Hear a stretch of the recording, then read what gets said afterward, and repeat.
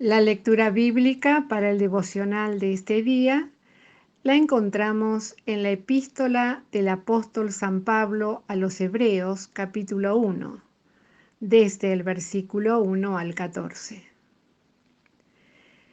Dios, habiendo hablado muchas veces y en muchas maneras en otro tiempo a los padres por los profetas, en estos postreros días nos ha hablado por el Hijo, al cual constituyó heredero de todo, por el cual asimismo hizo el universo, el cual siendo el resplandor de su gloria y la misma imagen de su sustancia, y sustentando todas las cosas con la palabra de su potencia, habiendo hecho la purgación de nuestros pecados por sí mismo, se sentó a la diestra de la majestad en las alturas, hecho tanto más excelente que los ángeles, cuanto alcanzó por herencia más excelente nombre que ellos.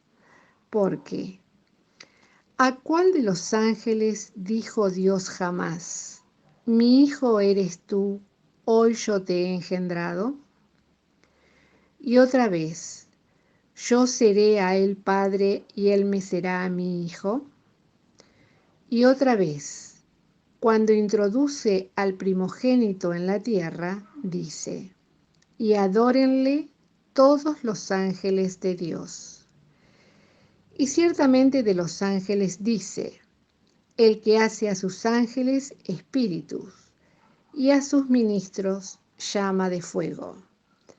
Mas al Hijo, tu trono, oh Dios, por el siglo del siglo, vara de equidad, la vara de tu reino. Has amado la justicia y aborrecido la maldad, por lo cual te ungió Dios, el Dios tuyo, con óleo de alegría más que a tus compañeros.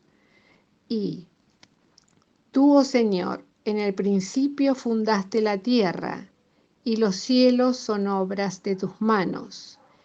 Ellos perecerán, mas tú eres permanente, y todos ellos envejecerán como una vestidura, y como un vestido los envolverás y serán mudados.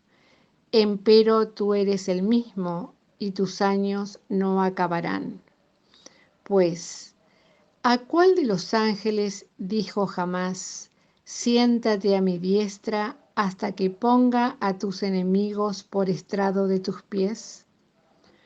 ¿No son todos espíritus administradores enviados para servicio a favor de los que serán herederos de salud? Mas al Hijo, tu trono, oh Dios, por el siglo del siglo. Versículo 8.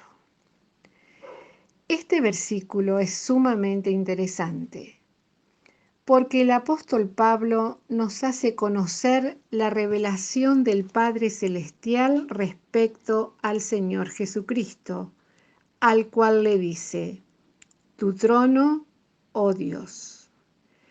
Esto significa que no existe ninguna diferencia entre las benditas personas de la Santísima Trinidad. Son coiguales y coeternas. En consecuencia, cualquier intento de menoscabar a alguna de ellas debemos descartarlo de inmediato, sabiendo que es de origen diabólico. Además, el contexto es muy ilustrativo. En primer lugar, porque estas palabras del Padre Eterno son dichas precisamente cuando introduce al primogénito en la tierra. Es decir, que la encarnación de ninguna manera podía modificar la esencia y personalidad de quien era Dios por el siglo del siglo. Pero también podemos observar que se lo compara con los ángeles, para demostrar que ellos simplemente son criaturas divinas y, por más sublimes que sean considerados, jamás pueden tener las características del Eterno.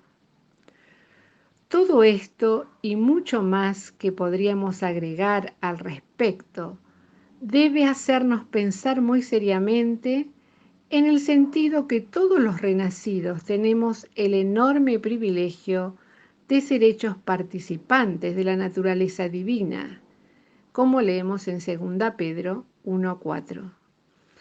En consecuencia, es nuestra obligación rendirnos plenamente al Señor, procurar en todo hacer su voluntad, crucificando nuestra carne con sus afectos y concupiscencias, dando testimonio al mundo de esta salvación tan gloriosa que Cristo nos ha concedido. Pretender estudiar y entender la persona del Señor y no conocerlo en la experiencia vital que Él desea concedernos a nosotros, sus hijos, es sencillamente imposible. Pero todavía estamos a tiempo, si somos capaces de entregarnos a Él del todo y para cuanto desee hacer con nosotros.